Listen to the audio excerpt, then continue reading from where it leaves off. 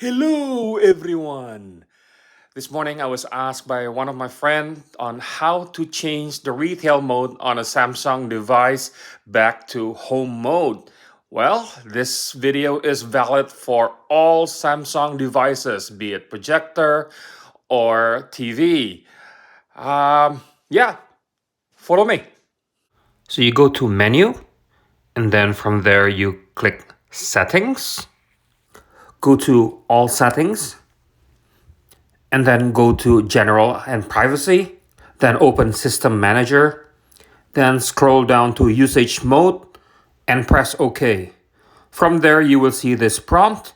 Enter the PIN, usually it's 0000, press enter, and then now you can choose whether you want to use retail mode or home mode. That's it. Thank you very much for watching, and goodbye.